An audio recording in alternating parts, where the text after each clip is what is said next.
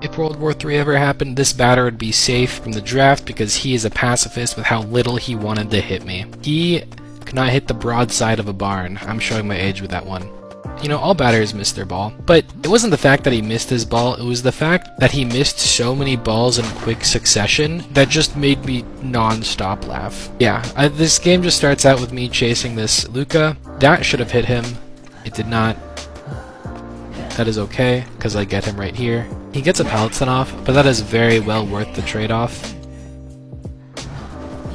And I have the memory of a goldfish, so I forgot he shocked. I was very confused during this game why he didn't shock me there, even though it just happened like 10 seconds ago.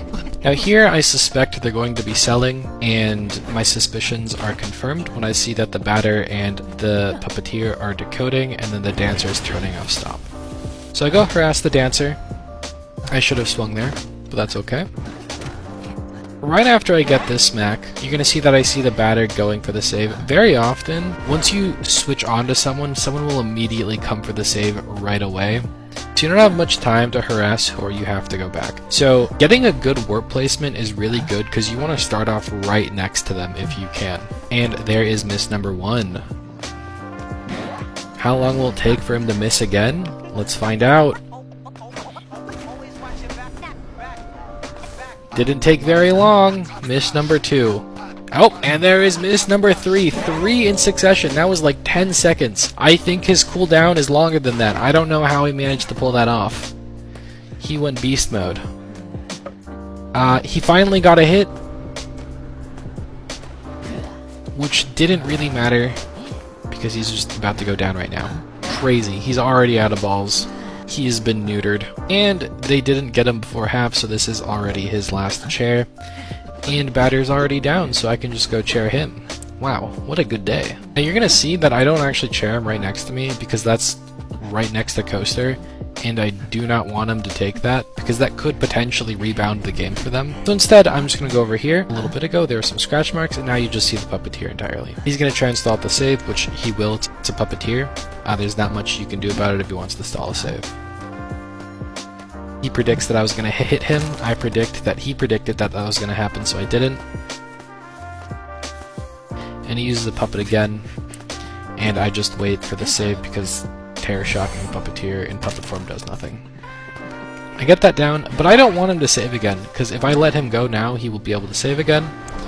And so I force out that last puppet from him, and just put the batter on chair. Now at this point, the game is pretty much over. I'm only chasing the puppeteer because I see that the dancer is decoding. If the dancer is not decoding, I would just wait by chair and wait for batter to fly away. If I chase the puppeteer, there's a very, very small chance that he would get the save. And I'm in a very good position that I don't have to take any risk. So I just go back to the chair and wait for the batter's timer to go out. Now I can just go back to the puppeteer and they still have 2 ciphers.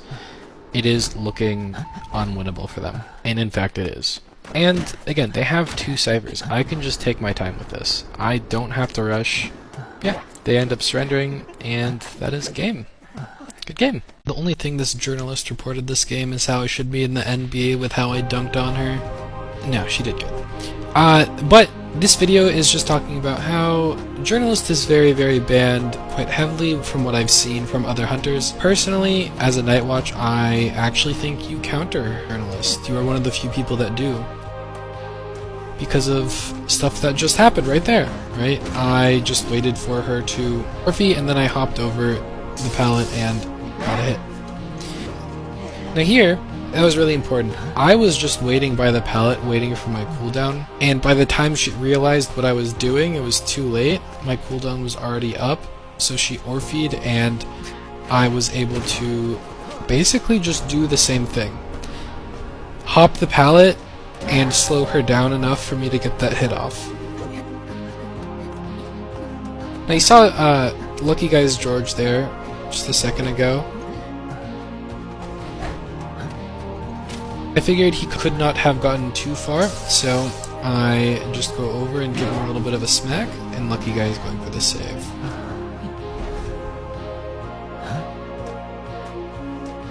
Didn't perfume there, very odd. He has 2. I don't know why he didn't perfume. Here, this might look a little weird, But I'm gonna pre-jump that window so she can't use it herself. And now she's stuck here. And you notice we're having a little bit of a silly moment.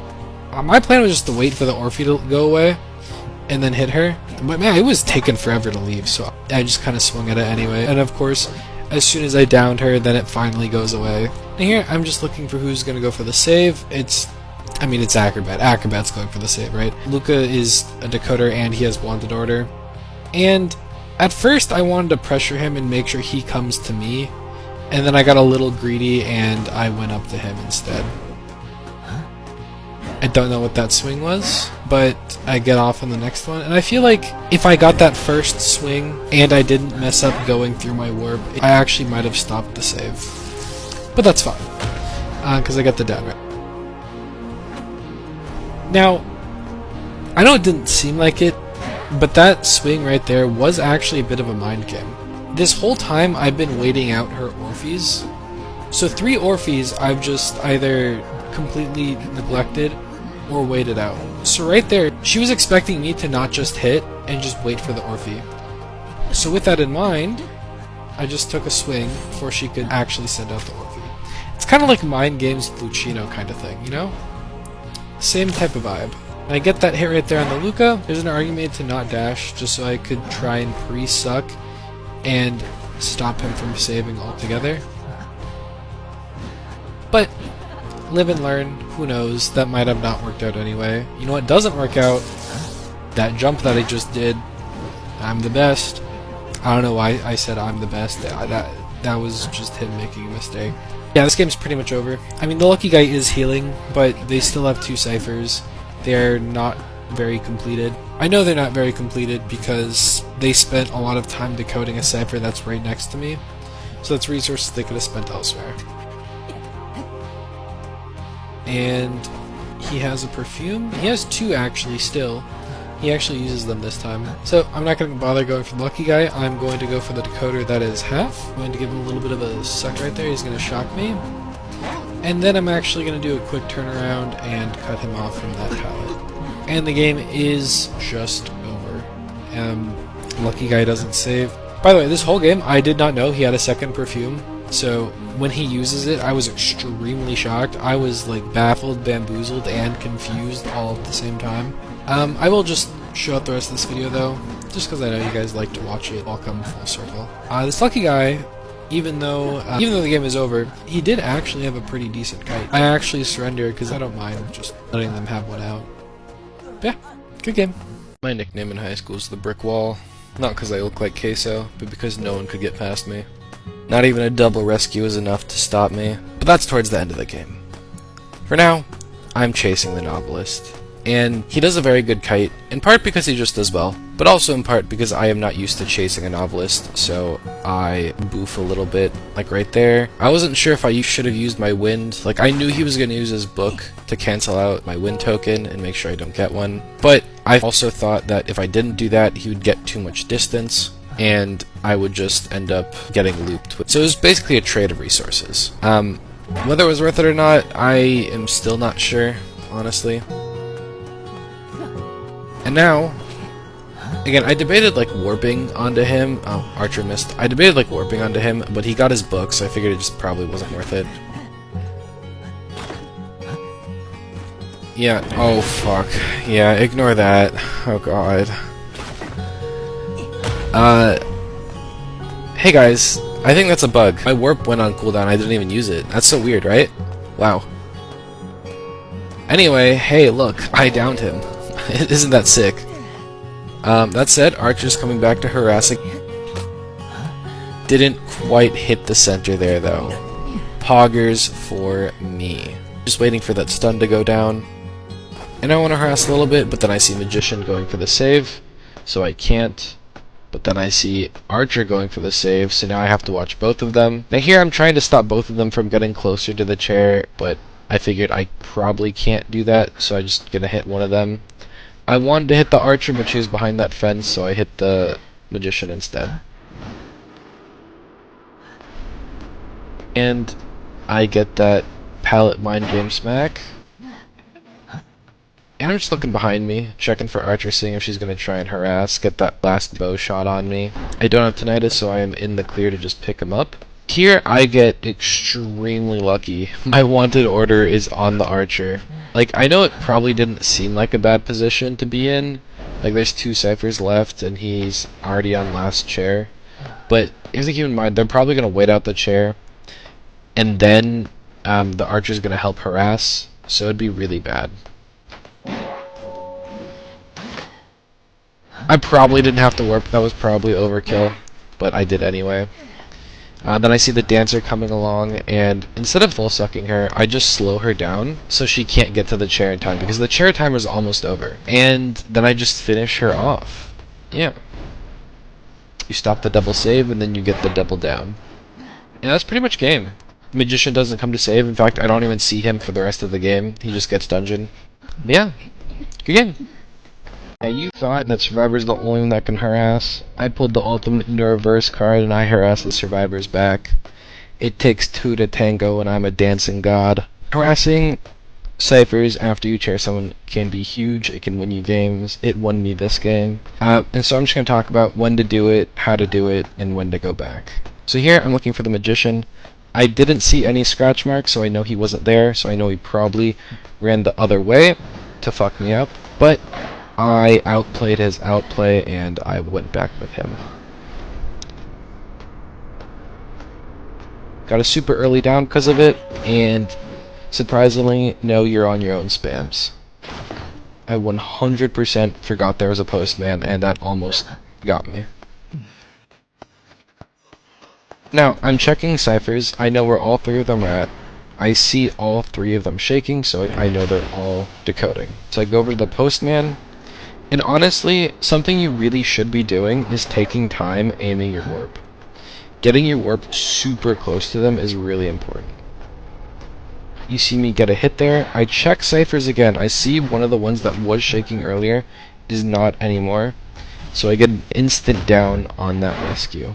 I've disrupted 2 ciphers because not only did the composer have to go, but I was stopping the postman from decoding as well. And now I know who's going to be saving because I have wanted order on the postman, and I confirm that the composer is still decoding. And I just take a swing because I know he wasn't expecting me to do that. And now that I know he's scared of me hitting him, I mind game the scale and wait for it to be out and then knock him down. Now that he's down, I'm just trying to get the Magician also down as fast as possible.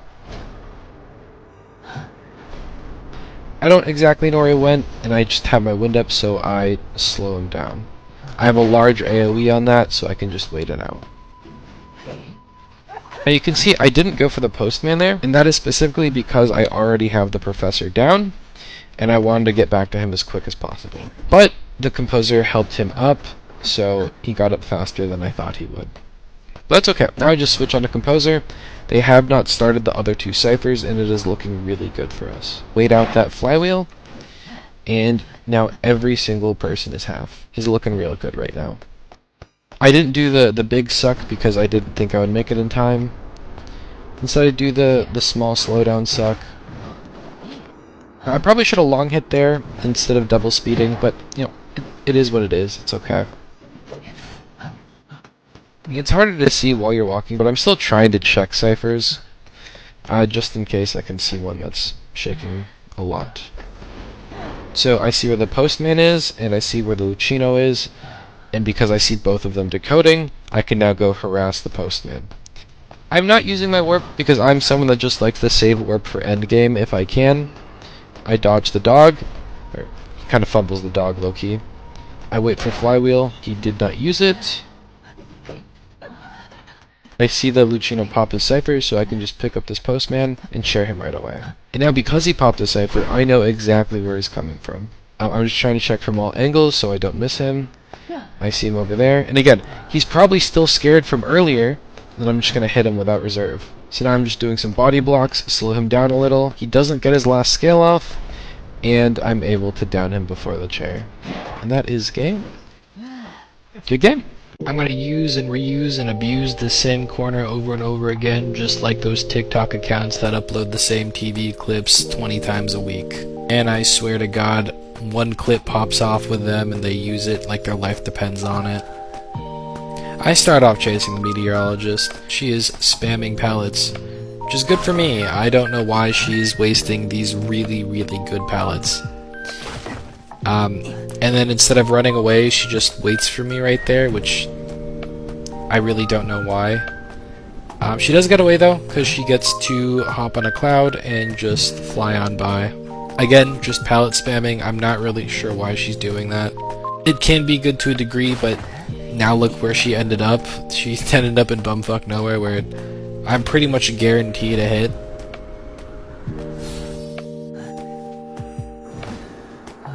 Now she's half, she has almost no bottle, and there's like 2 pallets here. I should have gotten that hit. Did not though. I'm trying to avoid the wind that I feel like she has. Really good seer bird. I warp and then she just stands still for some reason. I'm really not sure what's happening with this meteorologist. She's had a very interesting kite, to be completely frank with you guys. You notice I'm not taking her to the chair that was right next to me. I'm gonna take her back to this area where she's used every single pallet that's ever existed. Now I see the Gravekeeper right there. He just hops in his shovel a little bit early, just to be expected from a Gravekeeper. I get a very good hit. And then I don't try and use my wind on him at all, because I want to save that for the meteorologist. I use another speed token. And there she preps a wind. I think that is going to be a knockback, but it was actually cloud. And I just hit her before she gets too high up for me to do so. Now again, I'm just taking her back to the same corner. I'm abusing this corner, because what's she gonna do once she gets rescued? There's nowhere for her to go. Now I'm just looking for the Gravekeeper because I know I already downed him too. And lo and behold, there he is being healed by the mech. You'll notice that the Seer is still decoding. I didn't know that. I thought for sure the Seer was gonna go for the save, and I was a bit dumbfounded when that did not end up happening. So Meteorologist ends up actually just getting out on the second chair. Double swinging, because he threw the pallet. Nasir is coming for the save finally. A little late, but better late than never. I know it looks bad, what Nasir did, and it was, but he also did something good. He came late, which was bad, but instead of forcing a save before half and just getting terror shocked, he just let the save go to after half and saved right then. Now, yes, it's still bad, but again, it's better than just getting terror shocked, right?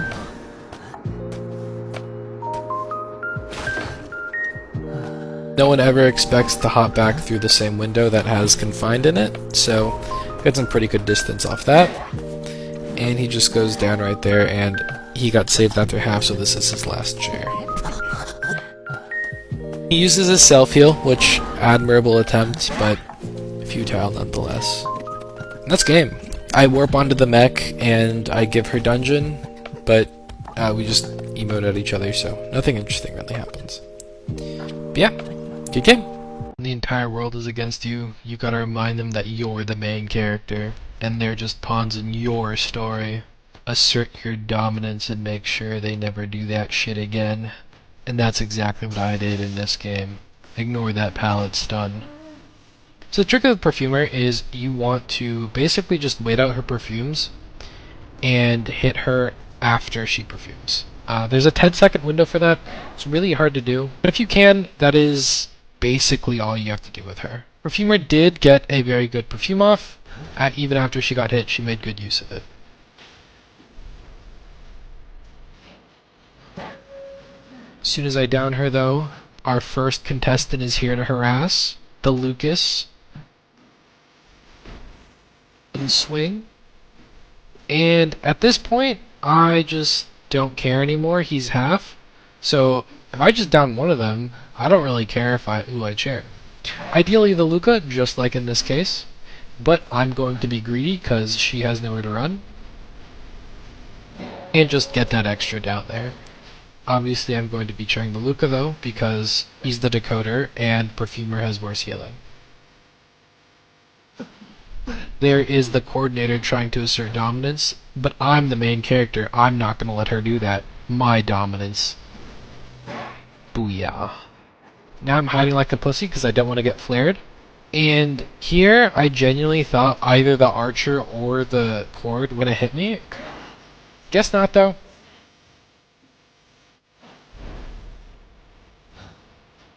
I get crossbowed by the archer. It's alright. I don't really mind.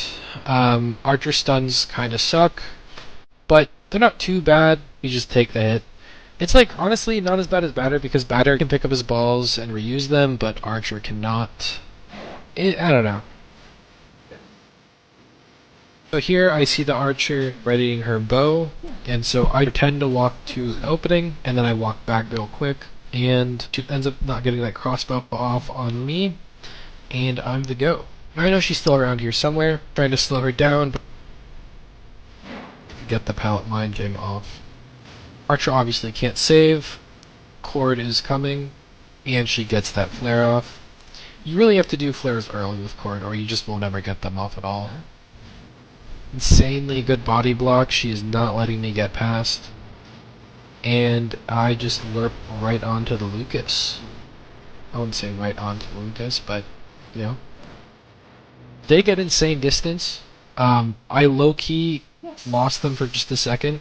You don't see it in the replay, but right here I get a notification that someone vaulted over to my right. So I see that Lucas is still here somewhere. Archer misses the last bow.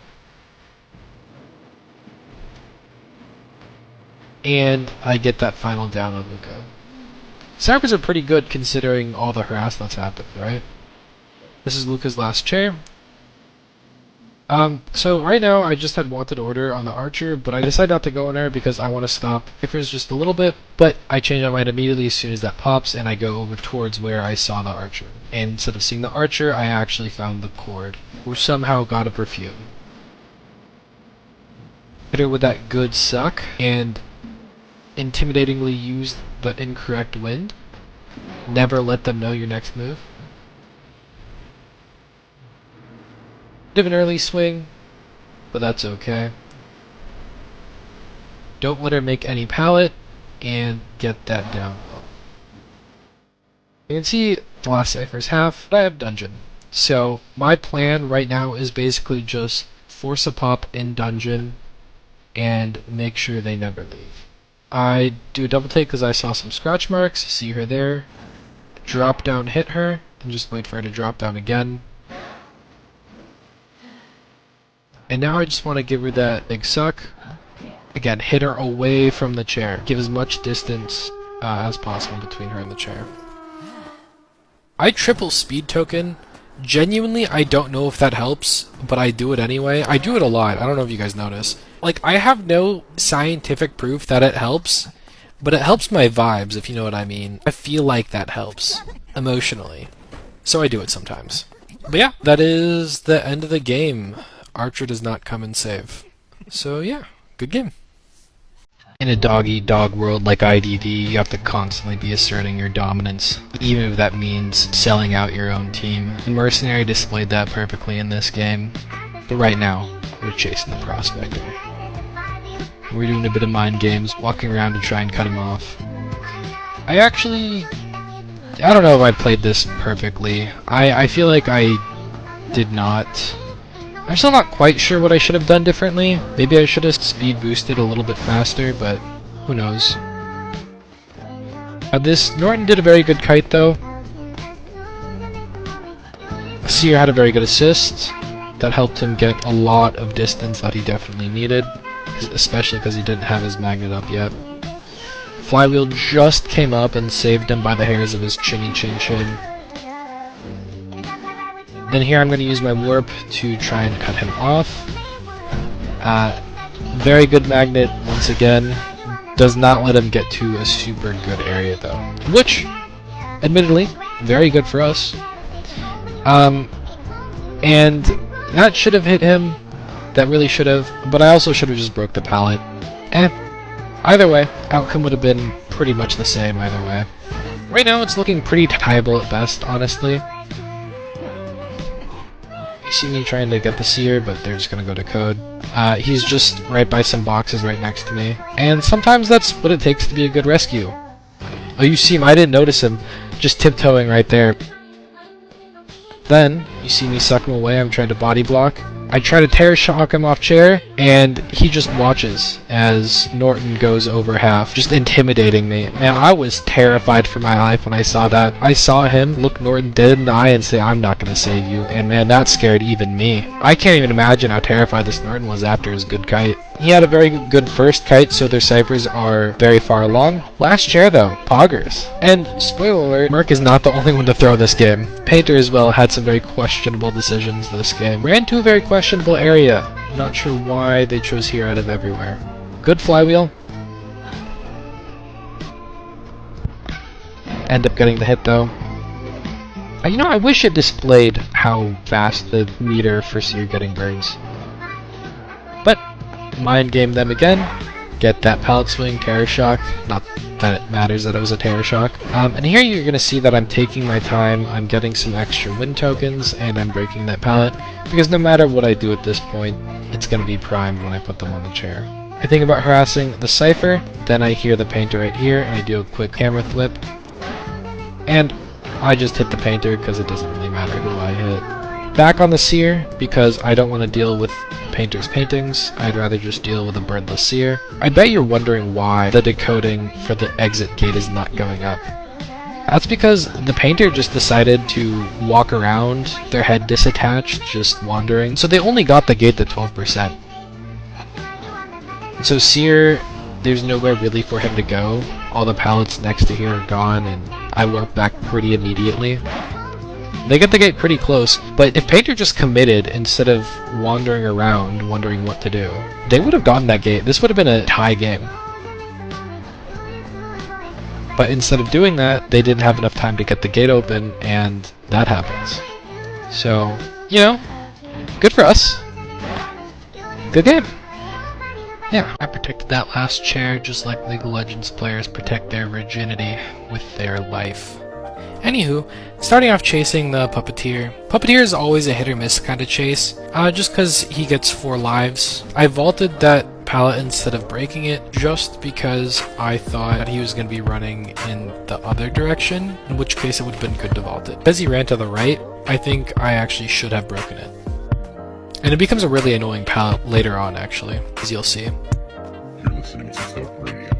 So here I speed boost and then I wind before I drop down, strictly because I know it'll still catch him by the time he makes it to the pallet. That's why I do that. Again, not getting that pallet yet. Wind him, he uses his last puppet, and then I break this pallet before he can vault it again. And before he makes it to this pallet, I smack him down. Poggers for us, basement is right here.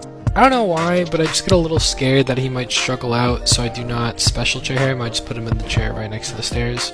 They do have a Gravekeeper though, so I have to make sure to hit him out of his shovel before he's able to drop down into basement. Now you see I'm gonna have to hop over this pallet again. I thought about warping, figured it's probably not worth it, but that might have been a mistake actually. I might have wanted to warp onto him, but it is what it is. I hit the Gravekeeper instead of the Puppeteer. That was not on purpose, but honestly I don't really care. He has Tide. The only way that would be bad is if Tide wears off.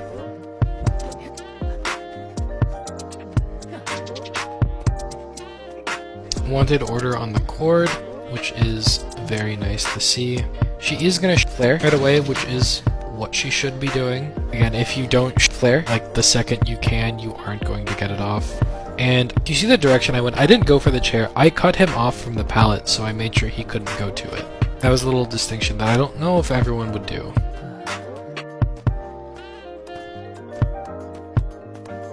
Get him down before he gets on tram, which is Poggers for us again. And that is his last chair. I hear some massive decoding going on right next to us, so I check it out, and they're already gone, but I see some scratch marks, and I could just follow them. Vault the pallet and give her a big suck. wait for Flywheel, doesn't have it, or doesn't use it. I don't know that she doesn't have it. You're listening to It's safe to say she doesn't have it though. I mean, there's a chance. I have no idea how that didn't hit. Still confused at that. Now that I see that she has broken windows, it is pretty safe to say she doesn't have Tide. Unless she's Sui. But there's no shot she's Sui. Take her to one of my favorite chairs on this map. Trying to cut off the cord from the save, I see her. I make sure that the Gravekeeper's not backdooring. She gets a massive perfume, and look at that flywheel. That is such a beautiful flywheel. I don't think you guys understand how hard it is to flywheel the Big Suck. Like, it's actually really hard to do that. You'll see I'm debating whether to continue on the Doctor or continue on the cord. I go on the cord strictly because I think it would be an easier chase because she doesn't have anything, and the Doctor is gonna have her broken windows still. And also cord was running to a worse off area. So that's actually also a big part of it, because Doctor would have had Graveyard to kite in, and I really don't want to kite someone in Graveyard. That announcement, so I know exactly where both of them are. I know they were going to this door. And the Gravekeeper in particular didn't have time to make it over there. So now I am just zooming in on him. And I'm getting him out of his shovel. And notice, the second I'm on Gravekeeper, I am on a clock. I have to hit him out of that shovel really fast because Doctor's going to save now. As soon as I go on Gravekeeper, Doctor's going to save. And as soon as I go on Doctor, Gravekeeper's going to save. You see how that works? You have to balance out going back and forth, ping-ponging in between both survivors. They decide it's not worth it to go for the save, and whether it was or not is debatable. I really don't know if they made the right decision. It very well could have been. Now notice, when I jump over that pallet, I break it. That might seem weird, but what I'm doing here is I'm trying to stay on the side that Dungeon is. I don't want him to be on the side of Dungeon. Now I hopped over that pallet instead of breaking it because now he's in a weak kiting area. I can jump over that and he has one bad pallet to work with. I hope that makes sense. But yeah, good game. I often get asked if I'm the smartest person to ever exist. And to that, all I say is, yes I am. My brain is so massive that if you compare it to Einstein, he looks like a koala brain. My cranium is the peak of human existence. Except for that failed mind game right there. Even this first predict, it is the most obvious spell predict of my life. He gets some good distance off that hit though. And I didn't bother trying to figure out what the last predict was because, I mean, he was going to get distance no matter what I did, So here, that's a pretty obvious spell predict. And if you're wondering why I knew that was a spell predict, it's because I knew he was going to try and get to the next pallet, and he knows I'm going to try and slow him down to stop that from happening. So I just get my slow off before he uses it. He almost got an instant spell predict, but I got off my slow before he could do that. And so I was able to just smack him down. Obviously, I thought about warping to the Seer. I didn't know it was the Seer at the time, but that is the Seer. And then he stopped coding, so I just gave up on that. Easy smack. Now here, I know he's probably not going to spell predict, because he already did 2 failed spell predicts. And he also wants to get to the pallet, and it's a pretty good assumption that I wouldn't be able to stop it, unless I use the warp or something. Who would do that though, right? But fortunately for me, I do like to save win tokens when I'm up against a knight specifically for that reason. Seer got a bottle. I bait out the bird and just leave because I don't want him to have a bird for later. And that actually will matter, mind you, later on. A lot, actually.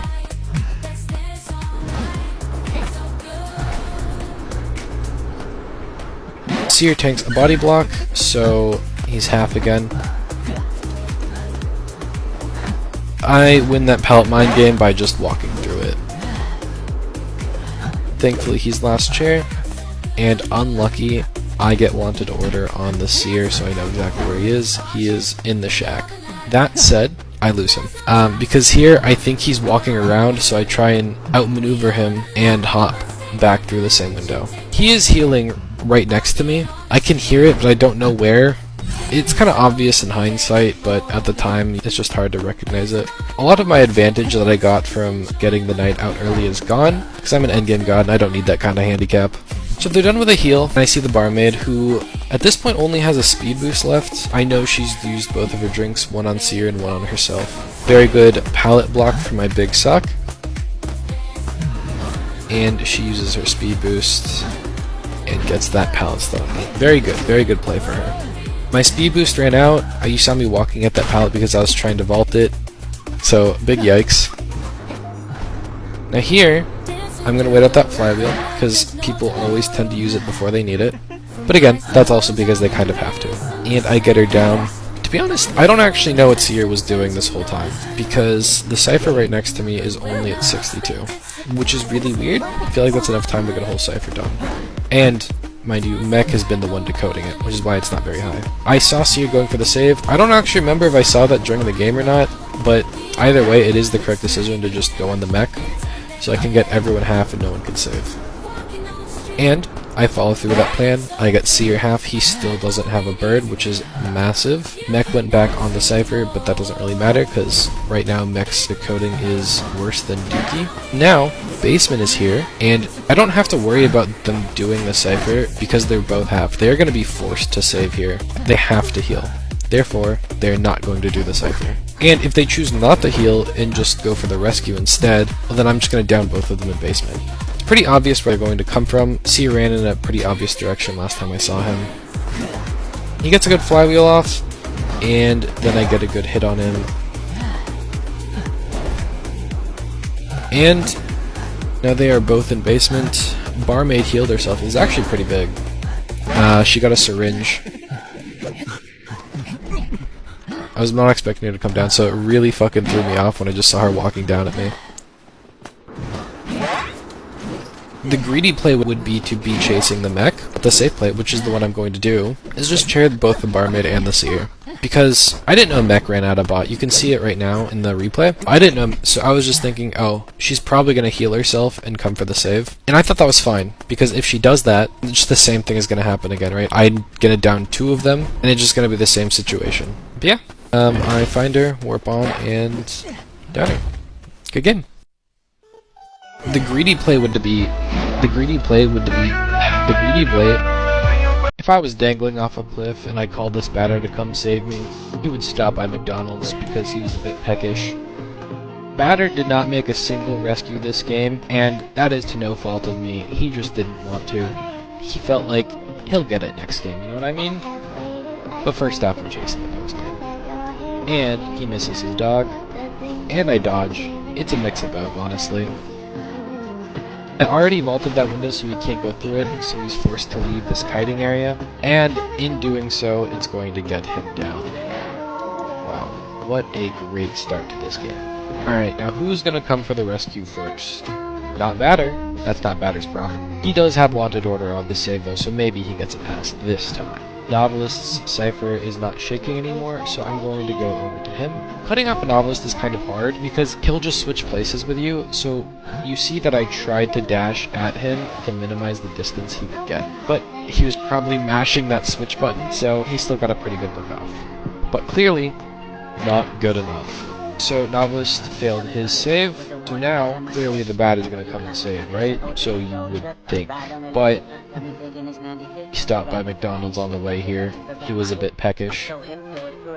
Unlucky though, as soon as Novelist got rescued, wanted order procced on him, so I know exactly where he went. I thought about warping onto him, felt a bit risky. I didn't exactly know where he was. Like, he could have been in the building, he could have been out of the building, I don't know. And I also felt like I didn't really need to, you know? He goes to a decent hiding area, but he is just running through pallets, so I do the same thing. You notice, they only have one finished Cypher. Ironically, Batter's the one that finished that Cypher. With help from Luca, of course, I'm sure. I break that connection just to give Luca a hard time decoding, and surely, in the 10 hours it takes me to break this, Batter will go save the Novelist who is being unguarded. Maybe not. I think McDonald's messed up his order last time, so he might have went back to the play. What a shame. He misses his ball, so I get a pretty good hit on him.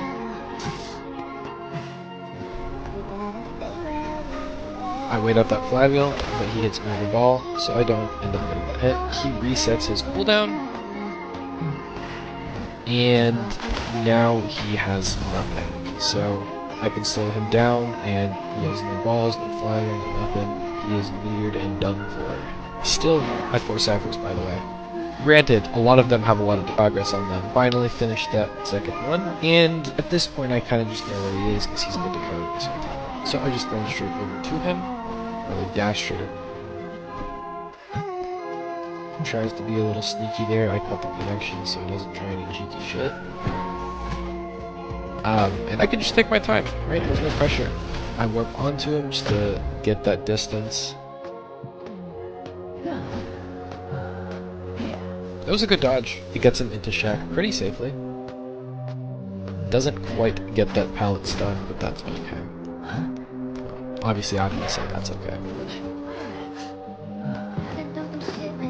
I was going really for him to run here. He's just kind of just over. He sees that and accepts his fate. Yeah. Okay. I'm hot that I'm cold. I'm yes that I'm no. I'm in that I'm out. I'm up and then I'm down. And I'm on mechanic and then I'm on postman.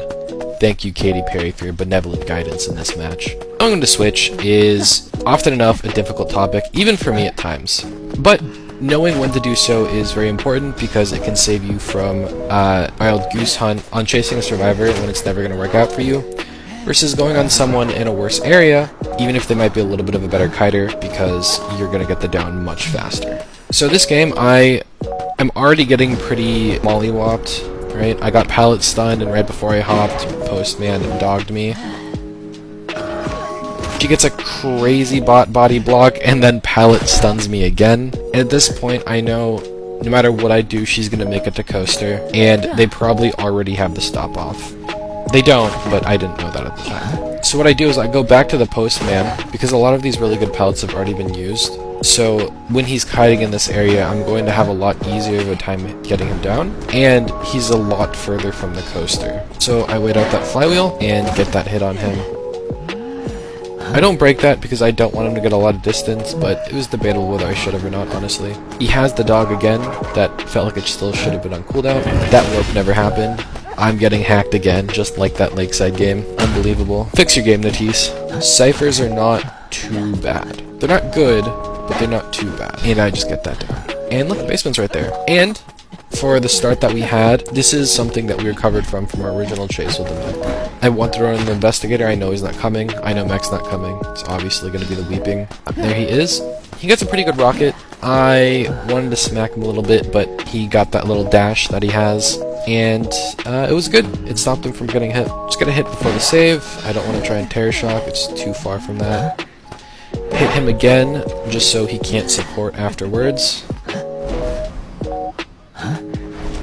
Postman missed his dog. I was trying to dodge it anyway. That's why I walked completely around that one obstacle.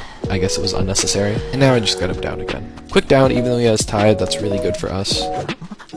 And I'm bringing him to this chair instead of the other one right next to me, because this one is a lot harder to get out of once you get saved. Weepy got up, so my wanted order kicked in, and I had a wanted order on him. Mech got a perfume, which was unexpected, to say the least. Now here, I'm in Weeping's head. I know what he's trying to do.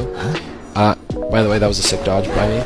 I know he wants to carry the postman away on a rocket, and I don't want to let that happen. And so I just have to down either of them, right? Because if I down the Weepy, then they can't rocket, obviously, and if I down the postman, then rocketing away won't really do anything. Ideally, I down the Weepy just like I did there, so he can't try and rocket stun me out of bulleting. Either way would have been good, though.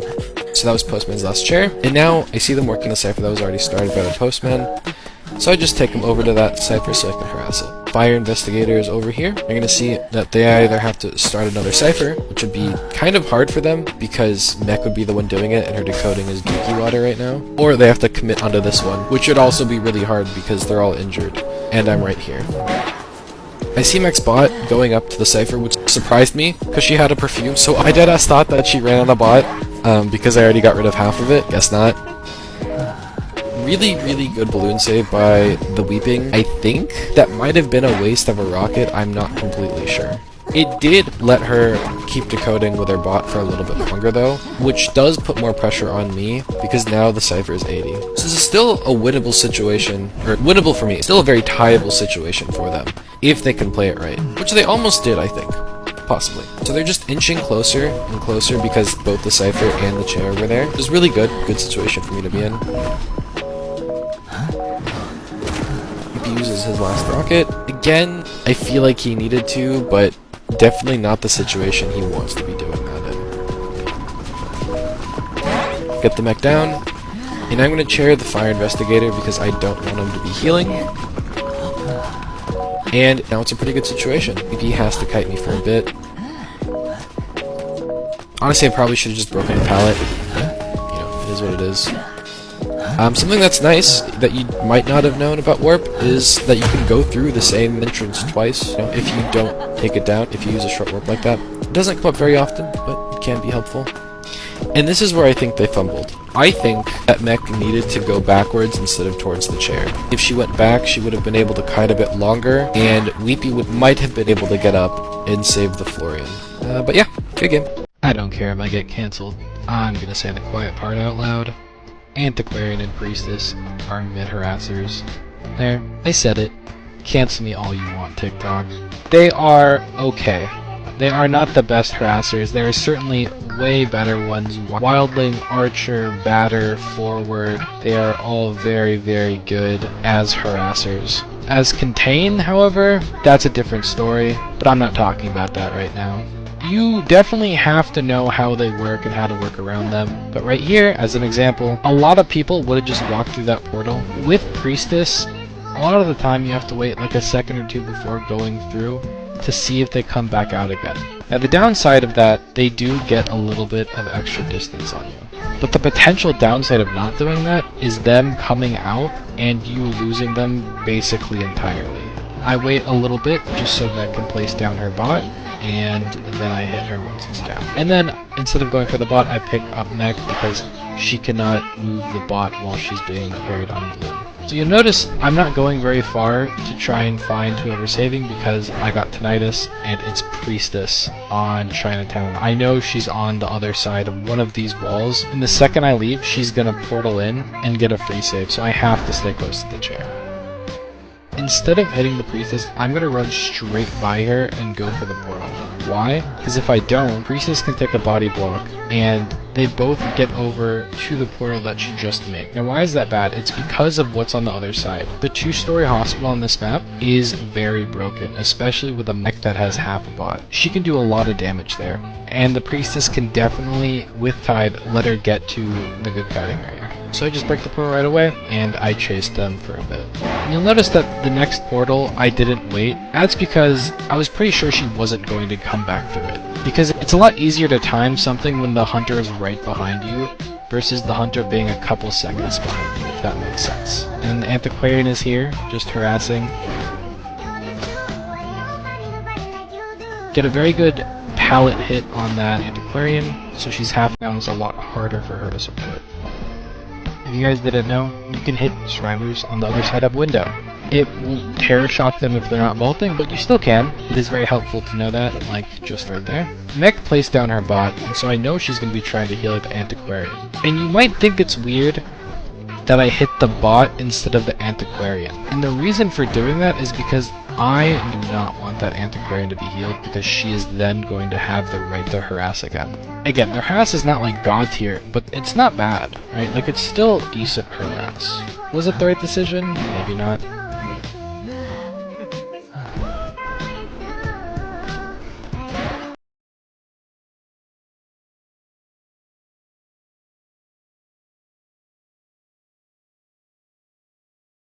Just because the Antiquarian will be losing resources. If I go for the Seer, he's going to be gaining resources for endgame. Right now, I'm just thinking about endgame. I break that pallet because she's just going to vault it and it's going to be really annoying for me, so I break it before she has time to go through it. I try to make it so she can't go anywhere. I want to keep her here because I know she's almost out of food. Her flute has to be almost gone. There's no shot there's a lot. And it was. That was the last of her flute. I am just looking for whoever is safe, which it could be either of them, but it's probably the Priestess because she can get here better than the Seer can. Again, just because of her portals on this map. Lo and behold, she did exactly that. She used the portal to get to the other side. Now here is where some funny business happens. I don't know why I was getting some fucking win tokens, but I was. They popped, and I had to rope onto the chair. They got the rescue off, and now, man, a lot is happening in such a short amount of time. Fortunately for me though, that window is breakable. So I just keep vaulting it in Night Watch I can, and I get that down. Again, so much mental gymnastics happen in that just like 30-second window. Seer does not save, as you can see from decoding the gate, and that's the end. Yeah, good game. Emerald knows that items are stated by Big Kite to make you search through chests and waste time. It's a simple big fat lie. We all know it. But this archer, they're a true IDVer. They don't need items to win games. They did lose this one though. So, when you are chasing a lawyer, there's really no point in trying to mind game which route you're going, because they can just see you. However, you can mind game pallets. Boom shakalaka. I'm so sorry. Wow. Pogger's first hit, super early. You know what else is early? This win that I'm about to do. I definitely should have waited a little bit longer to do that. Because here it runs out, and it's kind of annoying, but I mean, you know, I can still work with this. Here I jump over that pallet and then I break it, so I'm on the better side of the pallet and it's hard for him to transition.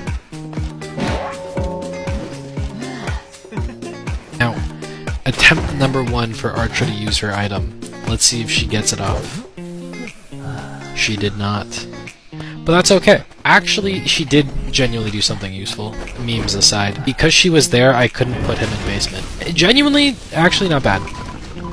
Double attack predict, obviously. Here, by the way, I learned for the first time that turning your warp off actually counts as a spell, so it can get rid of an attack predict. I genuinely didn't know that until now. So now I'm just trying to slow down the lawyer and make sure he can't transition with the built-in tide that Knight has. Do a little bit of mind games and get him down pretty easily. Now I know that Knight can't go for the save. I do have Wanted Order on him, which, I mean, look, he kind of sucks because I know he's not going to come for the save, but it is what it is. Archer will be the one saving. Again, just checking for I have Tinnitus in and out. Trying to get the cutoff if I can. I do not. And here she goes again, attempt number 2, and she goes down. Now, I do not chair her, because if I do, Lawyer's going to get too much distance, and he would actually make it into Graveyard. That would be extremely annoying, and I don't want to deal with it. So I just leave her on the ground instead. She does have a healing buff from Postman, so she is going to get up in time, though. Actually, does it affect self-heal? I don't actually know that. But she is back up. Here we go for attempt number 3. Will she get it? She will not. Unfortunate. I actually didn't notice she was lagging until I watched the game back, and there she is. Yeah, she's pinging, she's lagging really bad. So that's a yikes. Yeah, that's rough for her. Postman misses his dog, and it goes back on cooldown for like fucking 15 seconds. I don't understand how Postman's cooldown works, honestly. I mean, I could figure out my reading, but I don't want to do that. And then for some reason, Postman tries to save even though he's Sui. So that was interesting. That was an interesting choice that he made there. That is pretty much the end of the game. I will just speed it up times 2 so you guys can see. Some goofy stuff happens. Nothing really super interesting though.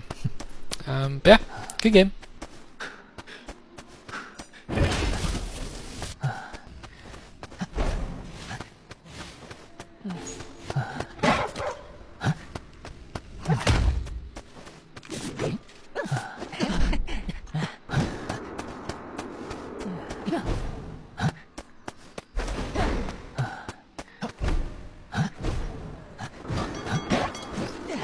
We have dynamic duos like Batman and Robin, SpongeBob and Patrick, Tom and Jerry, and now we have Batter and Doing Poorly on Sacred Heart.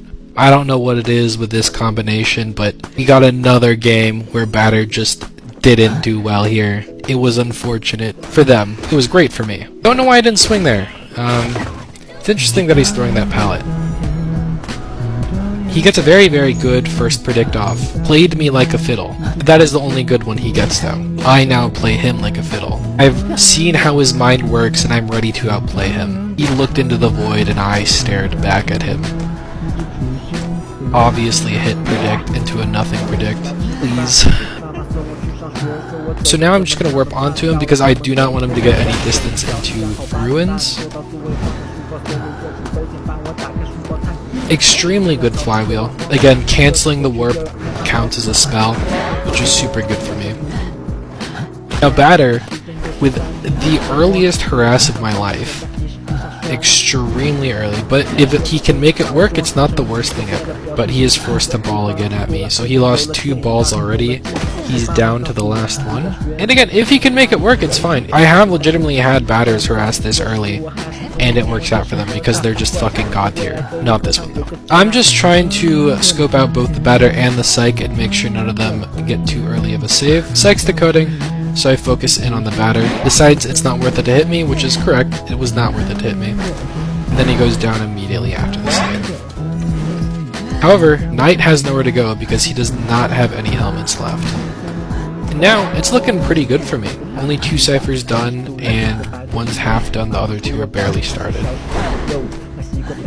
I'm actually going to feign chairing him. I'm not going to chair him, but I know if I pick him up, it forces Psych to save. So now I pick him up, and then as soon as I see her, I run over to her.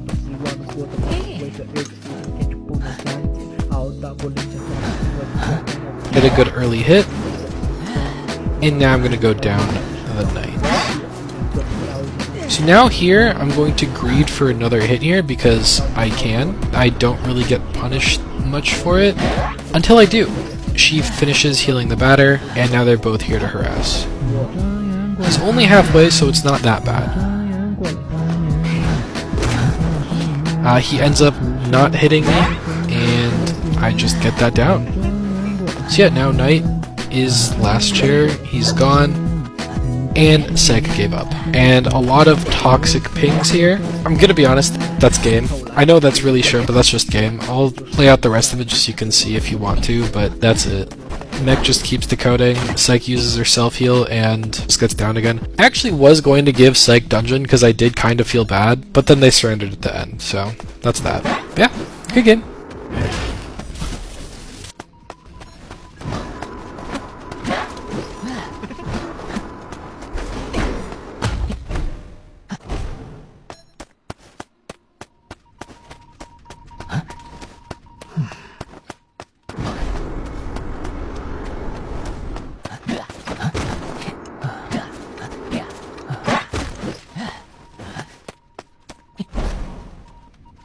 Insert witty intro here. Chasing the Novelist. I am not playing Nightwatch because I really didn't want to deal with his lineup, low-key, as Nightwatch. I know I did super good as Jack, but if I played Nightwatch, I would have got fucking absolutely mollywopped. In fact, even this first kite, I didn't do very good. I just did super well on the subsequent kites. I get that hit.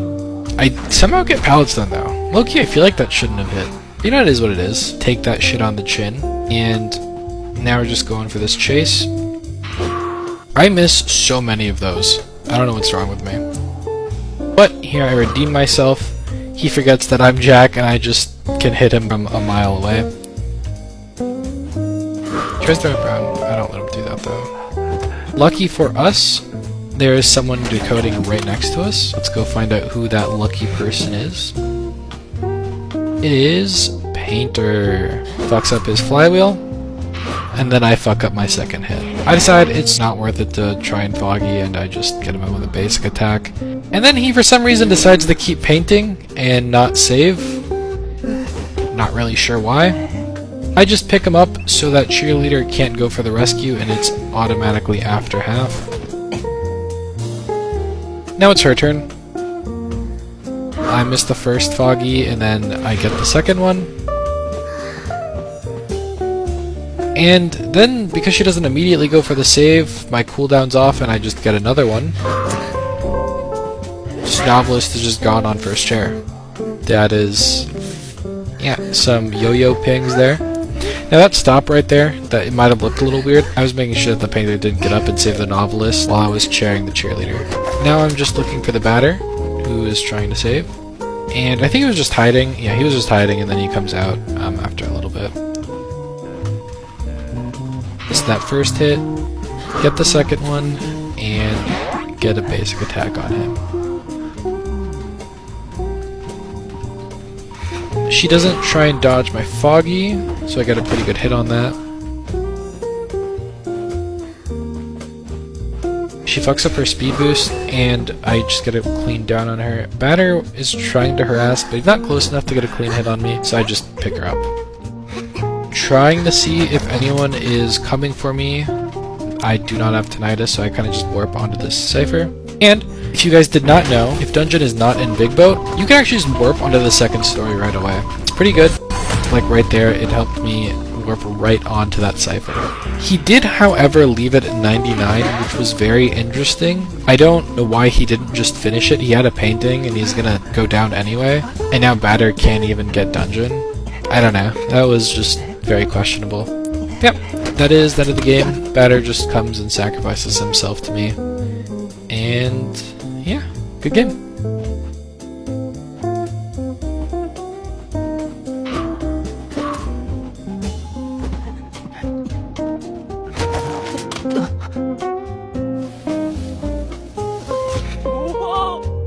I am no longer getting double teamed by survivors. I am now the one that does the double teaming. I did a duos game with Venus Vitus. She streams on Twitch. She's also my fiance. I don't know if you guys knew, but I am engaged. And I thought it would be fun to do a duos game together and record both of our POVs. So that's what we did. I'm recording my POV and she is recording her POV, and we are both posting the video at the same time. So after you guys watch this one, if you want to go watch what she was doing, you can go on her page and check it out. And we're probably going to make these a series and do more of these. Yeah, so I start off by chasing the entomologist. My first chase on her was so awful, and honestly, it persisted into the cowboy for a little bit. That's until I locked in and got a fucking terror shock. And now I'm a fucking IDV god again. I don't know what came over me, but it won't happen again. He tried to pallet stun me, but I am a skinny legend, so that didn't work. I just heard forward ball and then stop, so I know he doesn't have it up, even though it's a ridiculously small cooldown. So I was a little scared still, but I ended up getting that chair. He used 2/3 of his ball, by the way. Way more than I thought he did. Yeah, I missed 2 more attacks. I know I said I locked in, but clearly I didn't. Fuck. Oh god. This part, me and this entomologist kept running around this carousel hand in hand. Oh my god. This was so annoying mid-game. So I could keep chasing her, but instead I'm just gonna go for the cowboy. And then Venus was actually chasing this mind's eye, and she ran right over to the chair, so that was poogers for us, low-key. Notice I'm not showing her yet. That's because I'm gonna use her for evil. Patient's gonna try and save in just a second, and I'm gonna try and use her as a weapon.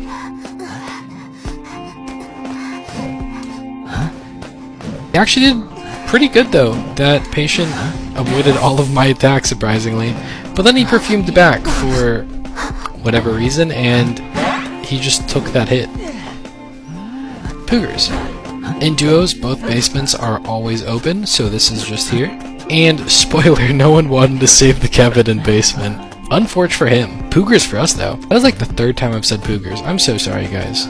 So I'm just making sure that it's no one saving. Once I figure it's probably safe, I dash away, but then the patient comes over here. Once again, perfuming back for no reason. He is clearly not a perfumer main. You'll notice he saved the mind's eye, but I'm still keeping track of her through that little fucking scar in the tent. I try and down her while I'm holding the patient, but I do not. I don't get it off. You'll notice this whole time, I haven't bought any potions. On comms, I am screaming about how they're not letting me buy potions. They keep making me down them. Oh my god, I was so sad. Auntie's not harassing, by the way. I don't know why. Oh, here she is. And... oh, good flywheel, I think. That actually might have been necessary. Now I'm actually going to hit Anti instead of the Mind's Eye. Well, I wanted to hit the Mind's Eye, but I only grabbed the Anti, which is good enough. I hit her, so it's harder for her to harass. She still does her utmost to do that, though. See if anyone's saving the patient. It is a full health entomologist, so I don't even bother with it. I just leave and try and get that Mind's Eye who's last chair.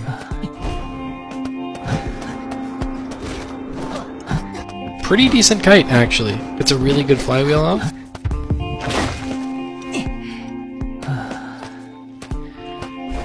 Now there's just nowhere for it to go. I'm just gonna go it. It is looking really good for us. 3 are already gone. 1's on chair. And now I'm finally buying potions. I think I had enough for 3. I had enough for the hit recovery, the speed, and the cooldown reduction. Oh, and I think I also got an ice slip thing. So I took over the Anti for Venus, and she left to go chase someone else. I thought about going on the patient, and then I just, you know, figured he watched, it's probably not worth it at this point. And then here, I think Anti thought I was gonna try and mind game her, and she tried to run back, but I just booga booga fucking ran at her, which works sometimes apparently. Let's go. So now, I think Venus is chasing the forward. She's going to chase the forward all the way to the Antiquarian.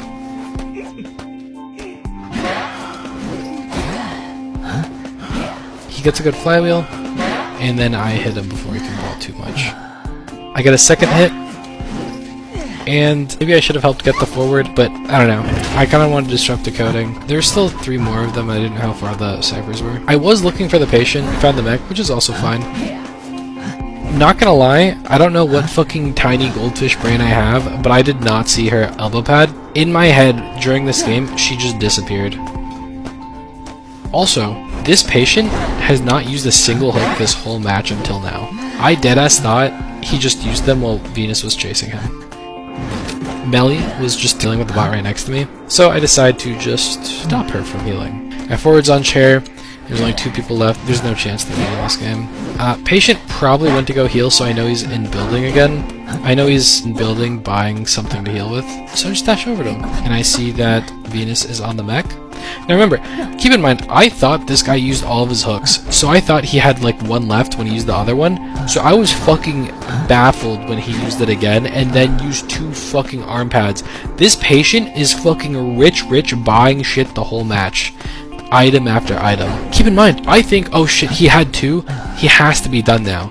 That has to be the last one. No, it wasn't. It wasn't the last one. He had more. He saved all 3 of his fucking hooks for the end of the game. Before he's been chaired, mind you. Now they just surrender because yeah, what are they gonna do? Yeah, good game. I have something to come clean about, and I know a lot of you aren't going to want to hear this. I am not the omnipotent IDV god that I've said I was. I know. It's a lot to take in right now, I understand, but it is true. Some survivors do get the best of me, and happened in this very game even. Now, I did still win this game. I want to start showing more clips of me losing, because I have been losing a lot lately, especially as I climb higher, and there's a lot to learn from that as well.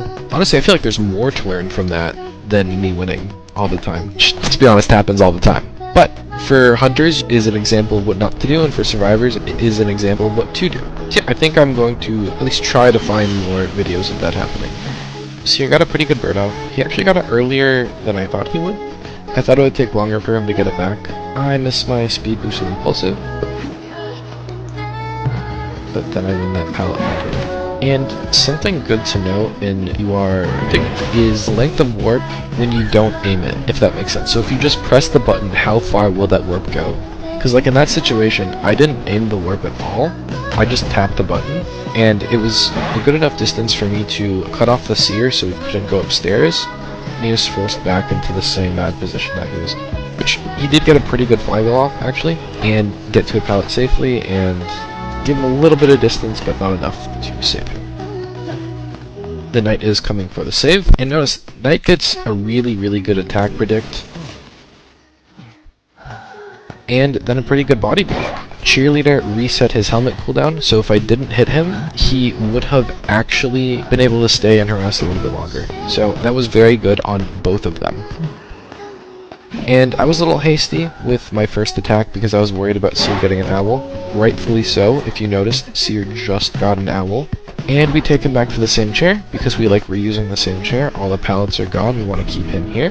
You can't see it right now, but I wanted to order on Cheerleader in that cipher that I'm looking at. And I see her going for the rescue, and they're actually doing a double save, which is not bad, but it feels a little unnecessary, honestly.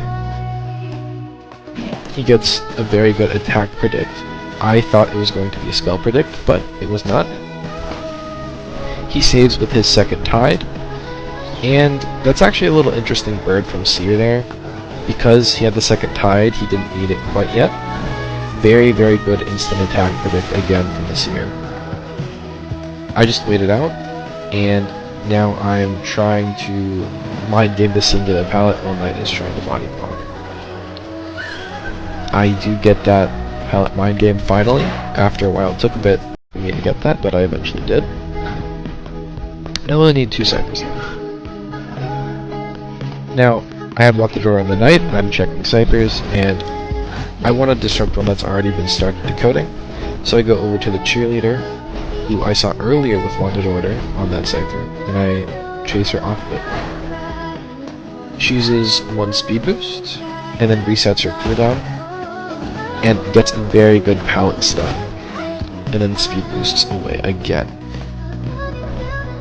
She's out of resources, used the flywheel a little bit early, and now there's nowhere for her to go. It's pretty much just a guaranteed death now.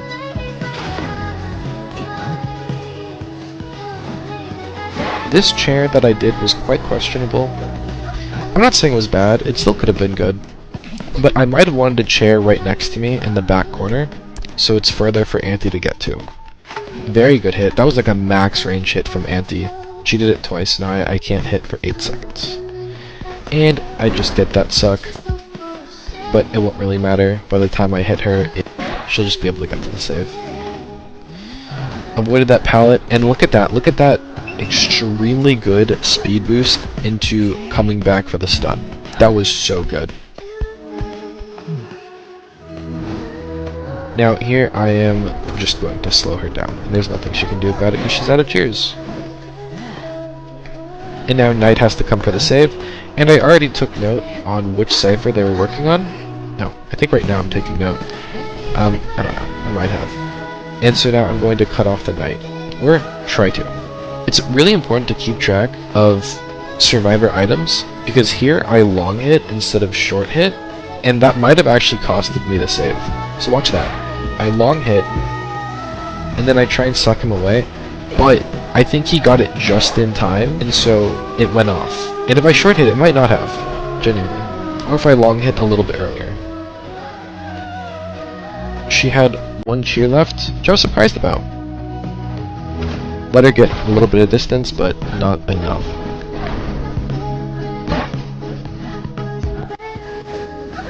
So here, you can actually see the Knight decoding the gate.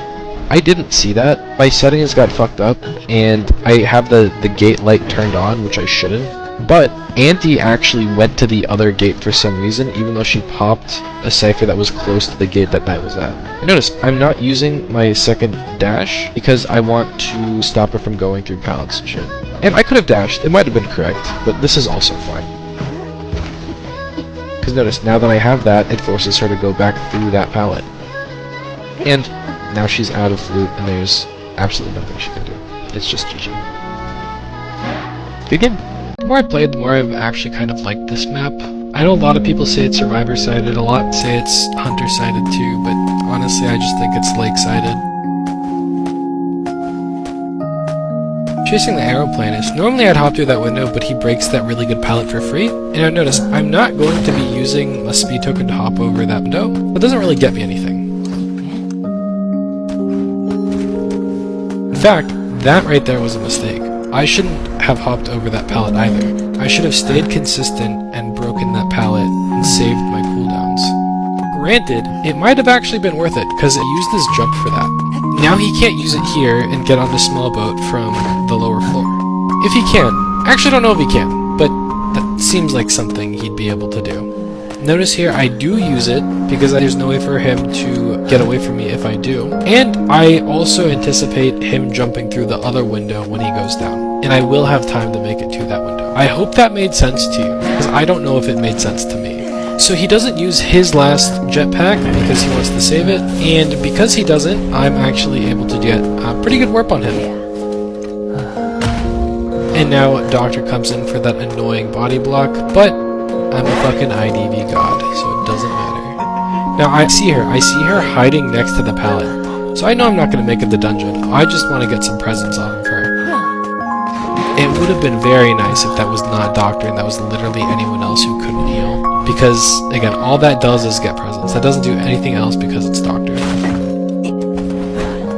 You noticed in the background, you saw the Novelist. So I know he's going to get rescued here in a sec, but that's okay. Novelist can actually counter your dashes and speed boosts. So I didn't dash specifically on purpose because Novelist was there.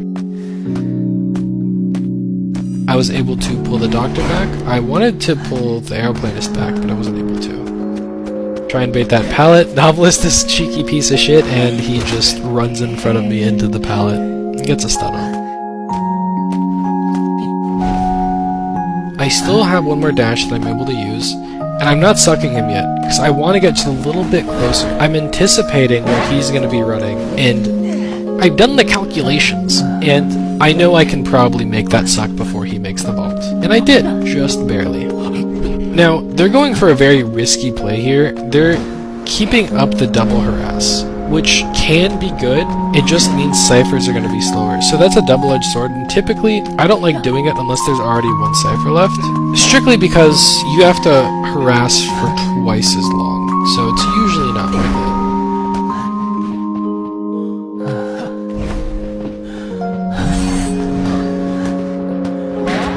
I see the Doctor healing, and the Novelist just hanging out, seeing what's up. And look at that.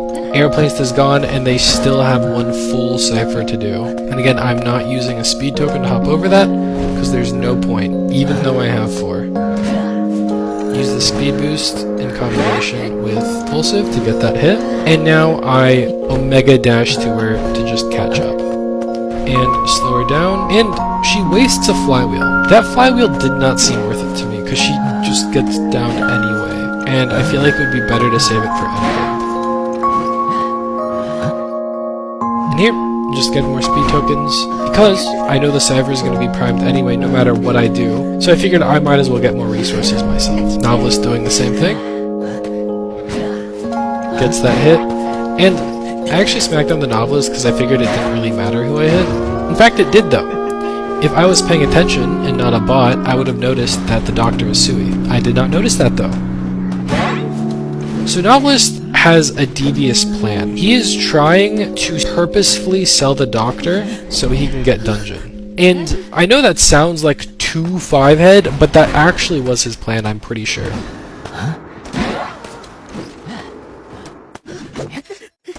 Notice, if you look back there, dungeon's right there. So that's why I'm not warping, because I know that little shit is probably waiting for me to warp onto the gate, but I don't. And I was 6-head to his 5-head. Yeah, good game. This batter got down so fast that scientists have started using it as a constant that rivals the speed of light. I promise guys, I have nothing against batters. They've just been flopping. I don't know what it is. Me and batters, man. Oil and water, I guess. But yeah, spoilers, this chase is not very long. He gets a good first hit, but I try to squeeze out a hit with Impulsive and a speed boost. No one ever expects how fast that's going to be. And I felt comfortable doing that because I know Flywheel's not up. I've said this before, but if you take Warp, the Flywheel cooldown and the Warp cooldown is exactly the same, so you'll know when it's up and when it's not up. And if you take Blink, I think it's like a 7-second difference. So like when you have 7 seconds left, when your Blink, Flywheel will be up. So, the Journalist is coming for the save, she has a scale, and notice I don't try and hit her right away, and her scale goes to waste. Keep that in mind for later, that actually will be relevant. So now Flywheel is up, so I wait it out, and then I hit him. And now some toxic things are happening. Everyone's mad. I mean, honestly, I get it. It's not the best kite. Now, I'm going to chase the professor and see if I can get an extra hit on him. I just swung at him instead of trying to bait it, because then he gets another chance for 8 seconds, and I don't want to be gone from batter for too long. So I just 50-50 it and swing. Now, batter has gotten down extremely fast twice. There's a very good chance that they're not going to save him, especially with Professor's scale down. So I check the middle cipher, see that Professor's there, go back to him one more time and make sure no one is saving, and then I warp over to where I saw the journalist running. Turns out she's not there, but that's fine. I can still just go to some ciphers that are nearby. Cipher got completed right next to me. Turns out it was just bot.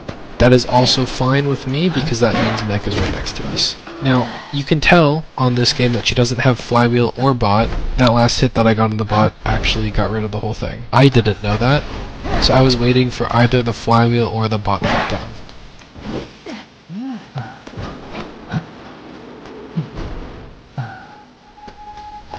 Try and pre-hit that just to see if it would get her. It does not, that's okay. I slow her down. Again, kind of waiting for flywheel, not really. She didn't do it the first time, and I feel like she would have. But I still wait a little bit just in case. And now, things are going super duper bad for them. Could have put her in basement, but I low-key have been traumatized. Lately I've been trying to basement so many times, and I don't make it. Like, just barely. I probably could have made it looking back at it now, but I was just kind of scared at the time. He's here, and keep in mind, the first skill that he hit us with worked. So now if I bait this one, bait will probably work, because he's anticipating I'm gonna do the same thing again. I just get her down there. And I agreed for this extra hit on Professor. He gets a very, very good flywheel. Now remember I said keep in mind the scale on the journalist from earlier? Before, we just let her scale without hitting. So now, we're going to just swing right away because she's not going to be anticipating it. I get that extra down, so now I feel free to share the mech again. I see they're decoding, so I just say, oh, free warp. And he definitely saw that coming because he left way before I actually got there. I didn't actually see the Lucina, by the way. You could see him there. I didn't see him before. Journalist gets up on her own, and she sends out her rescue Orphe for the save. I get that down there because she used her self-heal, so I think it's definitely worth the distance that Mech is going to get from that. Which is not a lot. Enough to let her get to the next window, though. Notice that I don't use my speed boost until I get to the first window, and then I pop it so I can hop through both windows, because I know she's going to go to main building.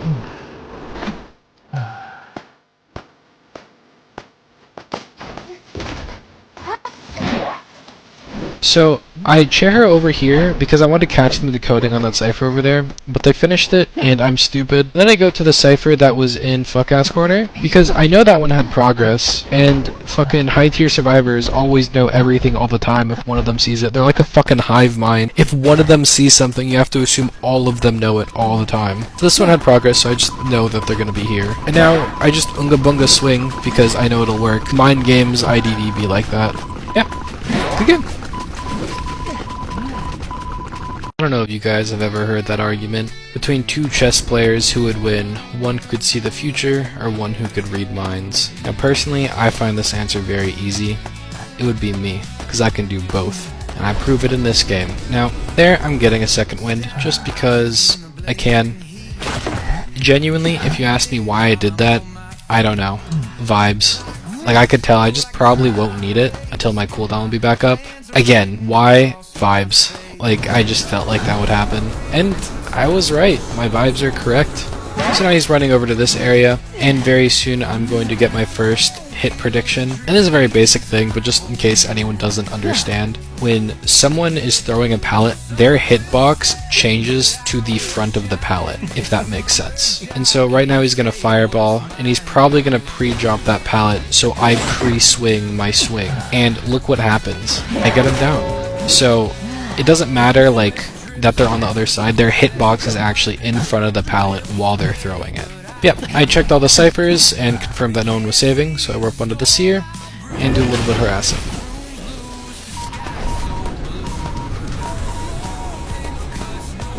When he leaves, I confirm that the knight is still coding, so I know that the psychologist is probably on her way. So, here comes hit prediction number 2. I see her running towards that window, and I know if she doesn't stop, she's just gonna vault it, and I'm gonna get a Terror Shock. And lo and behold, that is exactly what happened. So now I see that the knight has stopped decoding, so I just wait for him to come over here so I can pick up the Psychologist and use her as a weapon. My plan was solid. It was a very good plan. The execution, lackluster. I actually picked her up a little bit too early, and because of that, they were able to rescue the Acrobat. Again, solid idea, not the best execution. I should have waited a little bit longer. I'm just back on the Acrobat. Give him a little bit of suck. Really, really good Seer Bird there.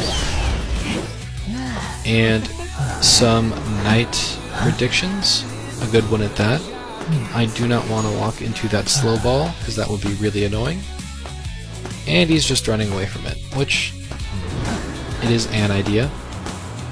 Surprised that he did not flywheel that whole time. I really thought he would, but I guess he is a tide enjoyer. They're in double tide. Not bad. I just happened to chase the Acrobat first. So now, I have Haunted Order on the Knight. I see he's decoding next to Big Boat, and I decide just to go for the Psychologist, so no one can do an effective save once I down her. Got a pretty good hit. And now I'm just chasing her back into the same area. Now if you notice, this whole time, I keep reusing the same areas, and you want to do that. I feel like that's what every hunter wants to do. Keep reusing the same areas if you can, because the longer you use an area, the worse it gets, because they're going to use more and more pallets. So if you can, just try and keep people there. So I try and warp onto the Knight, but he already finished his cipher, so it wasn't there. Now I'm going to be doing something really weird. I'm going to keep checking that one cipher by Shore, because I know as soon as he decodes it, that guarantees to me that Seer is going to be the one going for the save, and I know exactly where he's going to be coming from, because he just popped his cipher. I see it moving finally, so now I can fully commit to the Seer. And it's just game. I'll play out the rest, but they just surrender. Yeah, good game. I juggle these survivors better than Dexter juggles his double life as a serial killer. So endgames are really hard. Probably one of the more nuanced subjects in IDV. Definitely one of the most anxiety-inducing subjects in IDV as a hunter. So I just want to show you guys a strategy that you can use in your games, and when I use them, and what I'm thinking about when I'm doing it. The strategy is basically just switching off the current survivor that you just chaired and putting someone else on. A couple of reasons why you would do it, and I'm going to go over 3 different games of when I did it and why I did it during all of those games.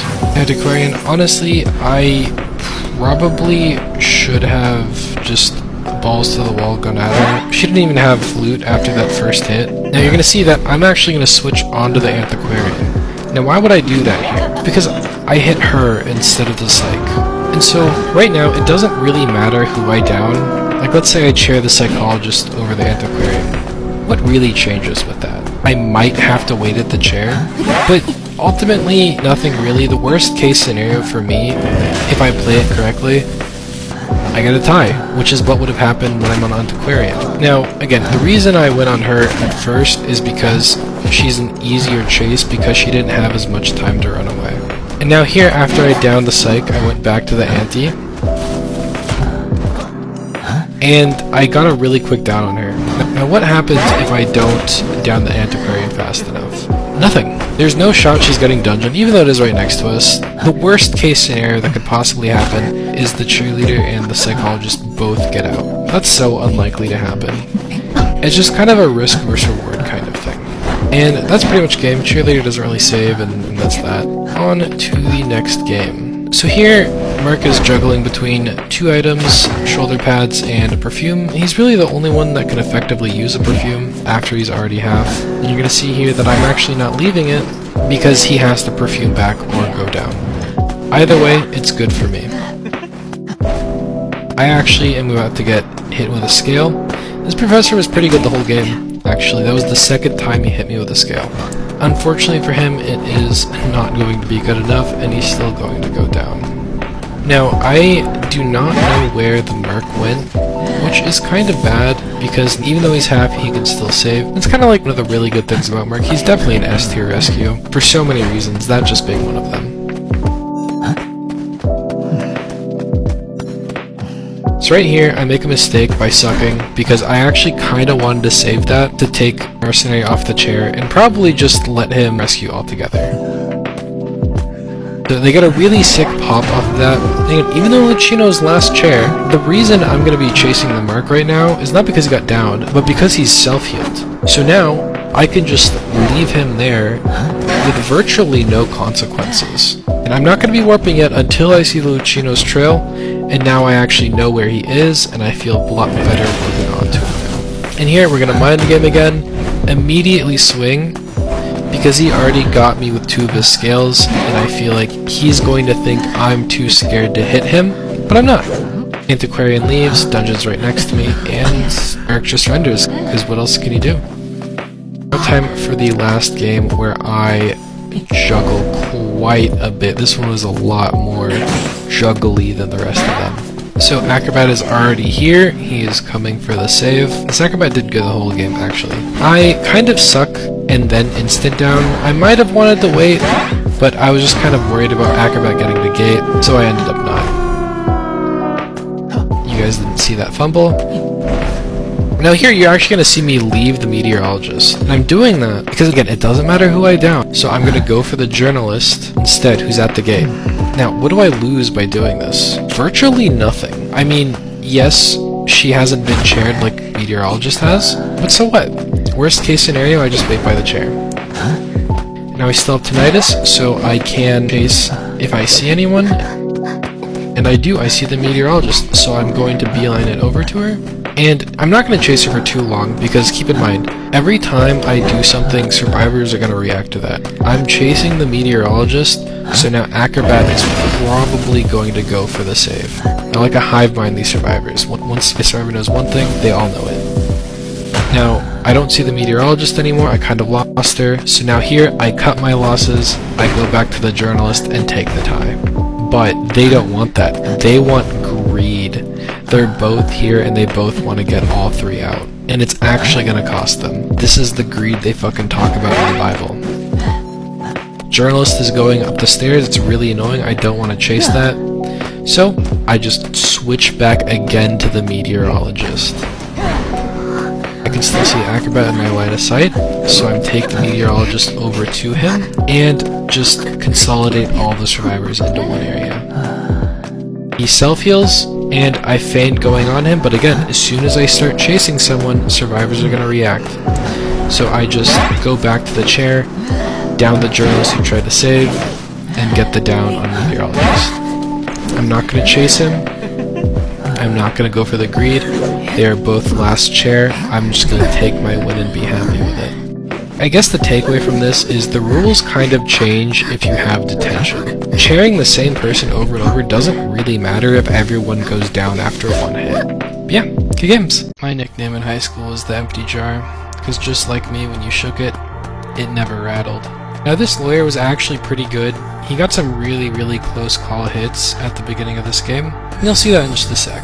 But I know this is more of a legendary match specific kind of video, but I still thought it would be fun to make and interesting, so I thought I would make it nonetheless.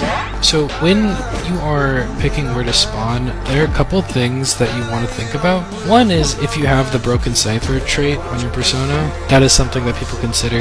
I don't consider that too much, honestly, but I know it is something that a lot of people think about. The bigger thing that I think about is when I spawn, where is the survivor gonna go when I chase them? Because if they're gonna go to a really good spot, I probably don't want to spawn there. And it's a lot easier to do when there's meta spawns, because you probably pick the same spawn every time. But when they have a weird spawn, it takes you out of your element and you have a short time to think about where to pick. And so usually the biggest thing I think about is, where do I want to chase this person? If I spawn here, where is that person gonna go? So typically I like to spawn where the lawyer spawned and chase them into Geisha House. But he spawned where I normally spawn. But if I just spawn in Graveyard behind him, I still get to chase him into Geisha House, right? Like that chase is still happening no matter what. In fact, if I played it a little bit better, it probably would have worked out better than what initially happened. Because remember that first pallet that he vaulted? If I actually played it a little bit better, I could have gotten a hit on him. The second time I got a hit on him, I actually also could have played that a little bit better too. You have to keep in mind, when they have a weird spawn, it's probably worse off than a meta spawn, because meta spawns are meta for a reason. They're typically better than everything else. So I hope that makes sense to you people who do legendary matches. I'm also thinking about doing a video for people who aren't in legendary and something that would help them. I'm still thinking about some ideas on what I could include on that, but hopefully I will come up with that sometime. Yeah, that was a very long rant. You can see that this match is going pretty well for me. I used a lot of tricks that I've already showed you guys. Hopefully you picked up on that. So here I'm actually going to ignore the knight and turn around because Embalmer finished the cipher, and so I know he has to go for the save. Doing a little back and forth here, trying to catch him off guard, like I did right there, and my suck is super powerful, so I'm getting that hit. Now I see the knight going for the save because he kind of has to, because Embalmer got cut off. I suck him to get rid of his chip hit thing, and that's just game. There's nothing Embalmer can do here. A lot of the time I like to give people one out because it doesn't really matter to me, but if I were to do that, I have to wait out a whole chair, and I didn't really want to do that this game. So yeah, good game. Psych needed that cipher more than a crack addict needs crack. It was bad, man. I could tell she was addicted. She couldn't stop, no matter how many AA meetings she went to. So here when you're chasing the mech, I am just looking for the bot, making sure she didn't preemptively place it down. And I give her the old turnaround. If you watch my videos a lot, you know that I do that all the time. It works a lot more than you think it would. Fake out the bot, and now I just chase her. I don't want to dash at her quite yet, because that really wouldn't get me to her. So instead I pallet mind game this psych and get a free hit on her. So what this does, this also cuts off mech from going this way, and I get a free hit. And now I warp onto her and get a terror shot. So I feel like part of what makes warp so good is the fact that it literally lets you go wherever you want. So taking just a second to aim it might not seem like a big deal, but it really is, because if you notice that positioning for the mech, I was instantly on her. That positioning was El Primo. It was really good. So just take that extra second to aim your warp. If it's far, again, sometimes you have to, sometimes you don't. That's part of the nuance of warp, knowing when to do that. I see that mid-building is decoding, and to me it looked like the cipher over by Shaq was not moving, so I kind of got scared and I went back, but in retrospect, it is moving. I'm just stupid. They are not saving, so Psych is back on her cipher, and I just go back to her, because, if they're not going to save, I'm going to crush her ciphers. So she leaves once again, and I down her finally. She needed that cipher, man. And then the Weepy is here to save. Last second, very good save actually. And once again, baiting out the bot. Unlucky for her. Gets a little bit of a heal, wastes a little bit more time. That's okay. The Psych gets up, and I'm heading towards her, but she needs that cipher. Consequences be damned. She got it though. She got her fucking fix. Then I just suck her away from window and down her. Unlucky, basement is here. You notice the painter is working on a cipher. Just take note of where it pops. It pops over by sandbags, so I know exactly where he's going to be coming from. Very important to know that kind of thing. I have tinnitus, so I know he's around. And I am a really, really sweaty player, so I do not play with music on so I can hear footsteps. It's actually going to matter here. It matters occasionally on some games, and this is just one of them. You see that quick whip around that I did? I heard him, and yeah, wait out the flywheel. And he gets to go to basement as well. We are having a very hype basement party thrown by myself. They just surrender though. Yeah, good game. I hate harassers more than Garfield hates Mondays. I know, it's a bold statement to make, but it is true. I only get 3 bans and I use them all for harassers. Forward, Cowboy, and Enchantress. I would ban Wildling over Enchantress, but I I only see him played like once a month, so I don't feel the need to do that. Even though I banned 3, there are still a lot left in the pool, like Antiquarian and Batter. Now, I know it's kind of weird why you think if I hate harassers I don't ban Antiquarian, because I just don't think she's like as good of a harasser as those 3. Cowboy and Kevin in particular. When it comes to Nightwatch specifically, Enchantress is better than Antiquarian, I think. Although, maybe not. I don't know. That actually could be wrong. I might be coping with that. Anyway, I cut him off from going to Coaster because I do not want him to take that. That is game losing. I hold up my warp. I'm not really going to use it. I just want to rattle his jimmies and scare him a bit. And I just slow him and get the down finally right here. He doesn't take Flywheel, which I've been seeing a lot lately. Meta used to be everyone and their fucking mom takes Flywheel. Now I'm seeing a good mix of both. Personally, when I play Survivor, I take Flywheel like harassers, and then kiters I usually take Knee Jerk. But I'm also not peak tier, so what do I know? Here, I'm just trying to cut off Dancer and the Antiquarian from saving. And notice this pathing I'm taking for the Antiquarian specifically. I am not standing close enough to a wall for her to hit me, and I'm making her come to me. As soon as I see the Dancer going for the save, I suck her into me and get a hit. Notice, all that happens, they're gonna save, I don't care. It's after half. Get a free hit because I can, and now just like with all harassers, down the Antiquarian before she even becomes a problem. There's situations where you don't do that, but this is not one of them. You wouldn't do that like at the end of the game if it's not primed yet, but it's about to be primed. That's like the biggest situation.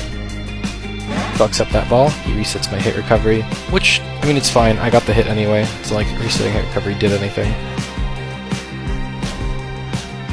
I vault that and get a really good hit.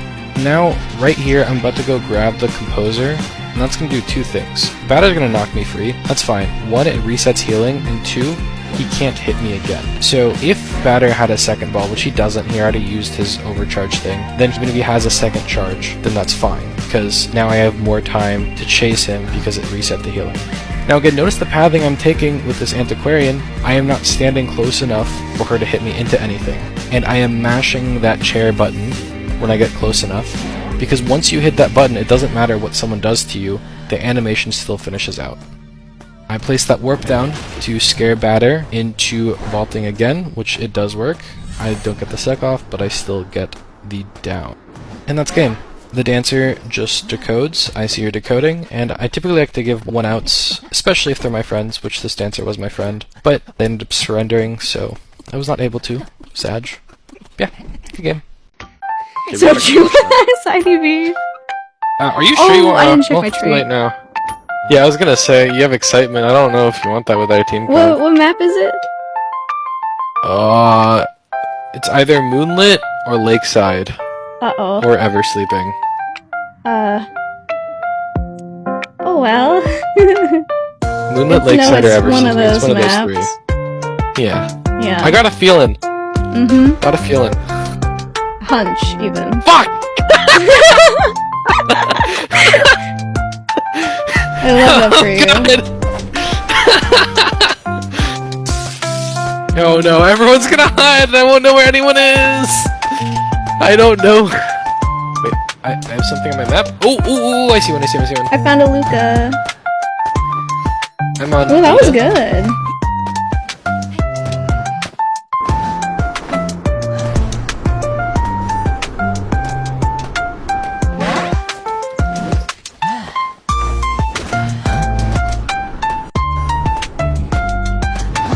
I haven't played Hunter in a hot minute, bro. Yeah, that's what I wanted to practice right now.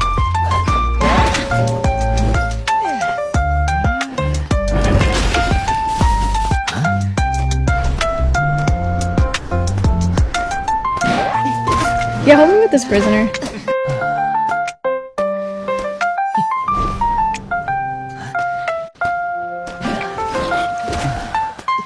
Oh. Picking the basement. Yeah, can you go to the side of factory? There's someone working on a cipher there, it's almost done. Oh my god, the cipher rush, bro. As long as they don't get greedy endgame, they can have this. Like, they could totally win.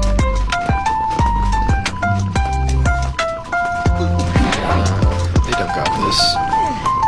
Also, if there's ever a point where... Okay, I'm guarding basement right now, so they're definitely... Yeah, they're saving.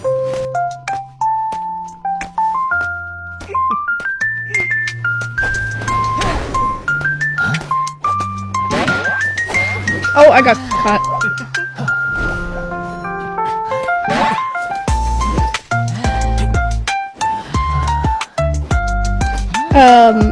There might be a point where I'm guarding this basement where you might have to buy me a bogus bag just so I can buy my stuff and just bring it to me.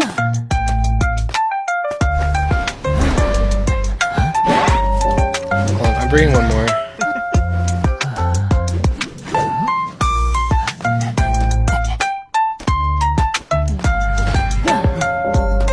Prisoners. Can you get prisoner?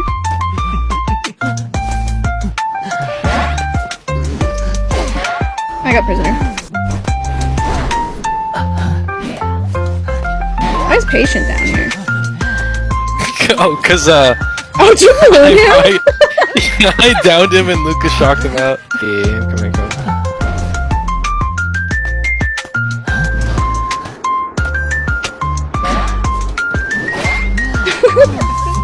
Oh my god, alright, back to base where you go. I got another one back in the basement. Wait, no, there's not another, no more chairs, Oh, there's no more chairs. another chair. Oh, we ran out of chairs. Help me base it.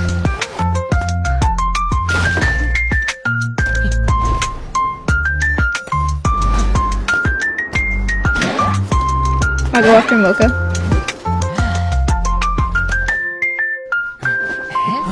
Oh, Mocha's going to you. To the chair, to the chair.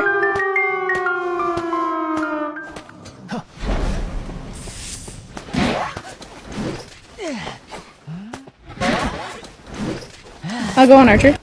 Oh, okay.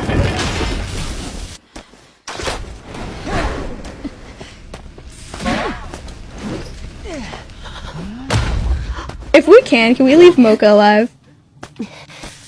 Yeah, I'm going to Moongate. Dungeon is Shack. Okay, He is here. I'm coming. I got him. What happened? I pulled him back through the gate. He just got it open. Oh, the poor man!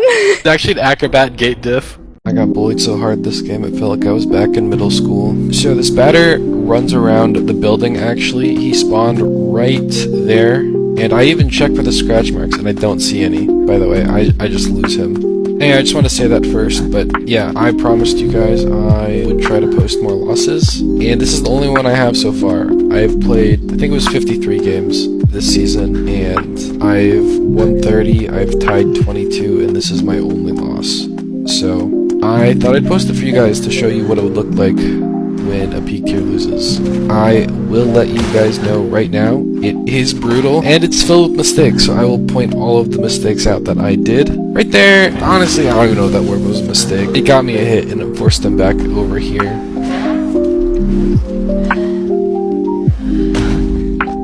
Also, that's a mistake right there, not breaking that pallet. I should have, because now he gets a free transition over to this area, and I didn't want to let that happen. And now you'll see that the priestess is going to assist. And I fuck up again by hitting the portal instead of going through it. Not that big of a deal. Then Batter gets a really, really good ball. He makes it so I don't get a speed token from that, which is actually pretty huge. And I think it's going to save him right here, because now Weeping is here to also assist. And if I just had a little bit more speed, I would have gotten that. And you guys see the long priestess portal, and I can imagine you know where this is going. Loop it a little bit, and then he's going to get a little bit of archer harass into another really, really sick ball. Don't know if I should have broken that, because now he just gets it, but I think he would have just gotten it anyway. So, yeah. Another mistake, I did not pay attention fully to where that portal was, so I kind of lose him again. Not that it mattered, my warp was down. But yeah, he's just gonna get fully healed off of that. If I did remember where the portal was, I could actually just beeline it to him. He's behind the building with the stairs on it. I see the Weepy, I don't really care, I'm looking for the Batter. There he is, fully healed again. In my head, I am thinking, this is tieable. I just have to catch two people out at the same time in endgame. Right now, the chairs I put in the Batter don't really matter. And there he is. I got super lucky with this find, and I get pallet stunned. It's not my game today. This is really just not my game. I do get a really good hit there though. I am not warping, again just because I want to save my warp for endgame. It is like the one thing that will save me. And now I suck him back to me, get out flywheel, and get that down. Finally. But wait, there's more archers here to harass again. Figured, I mean, I don't really have time to do anything about it, so I kind of just have to pick him up and hope she misses. And that doesn't work out. I don't know why I thought about chasing Archer for a second, but then I fuck up again, and I stun myself out of my suck, so I don't get my, my dash token for that. And then I overshoot my warp. And I guess they were just out of range of that suck, so I end up not getting it. Then I missed that. Yep. I stopped chasing the batter. That was a mistake. I should have stayed on the batter. My thinking for this was Weeping is further from the gate. I should probably chase him, but that was wrong. I should have stayed on the batter and then worked onto the Weeping after I downed the batter. But yeah, that's the game. Anyway, in light of this game, I want to let everyone know that I am starting a new campaign. Hunters Against Supporters, link in bio, GoFundMe in the description. Thank you very much.